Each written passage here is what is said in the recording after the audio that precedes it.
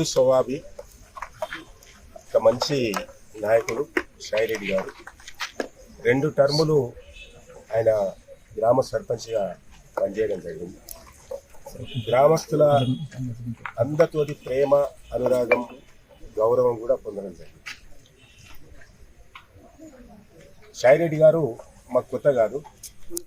నేను సర్పంచ్ ఉన్నప్పటి నుంచి కూడా మాకు చాలా సుపరిచితుడు. ఎప్పుడు కరవృత్తిలో కలిసేటువంటి వ్యక్తి. మరి ఆయన అంత పెద్ద స్థాయిలో ఉండి ఎందుకు ఆత్మహత్య చేసుకోవాల్సిన అవసరం ఉంది?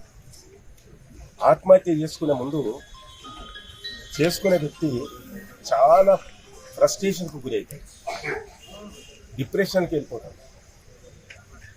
అదేవిధంగా అతడు కఠినమైన నిర్ణయం తీసుకోవడానికి అవకాశం ఏర్పడతాడు.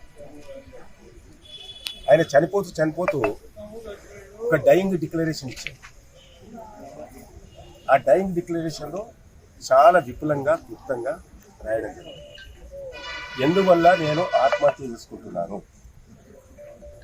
కుటుంబ విషయాలు కానీ, బంధుమిత్రుల సమస్యలు కానీ, గ్రామ సమస్యలు కానీ లేవు.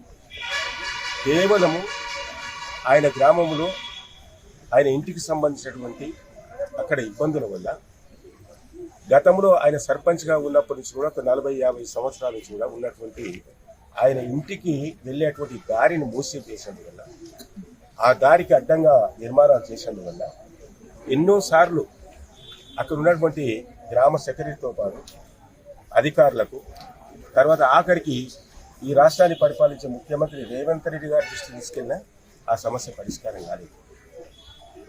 ఆయన దాంట్లో పూర్తిగా నిరాశతో, నిస్పృహతోటి ఇక కాదు ఇది, ఇక నేను ఇన్ని సంవత్సరాలు గ్రామానికి సేవ చేసిన, నాకు 84-85 సంవత్సరాల వయసు, ఈ వయసులో కూడా నన్ను ఇబ్బంది పెట్టారు, నేను బతికితేంది చస్తేంది అని చెప్పి ఒక నిరాశ, నిస్పృహతోటి ఆయన నిన్న మరి సూసైడ్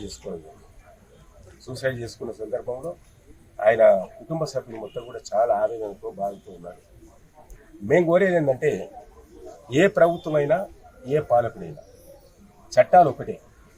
కాబట్టి స్వయంగా ఆయన చనిపోతూ ఆయన ఒక సూసైడ్ నోట్ రాశాడు.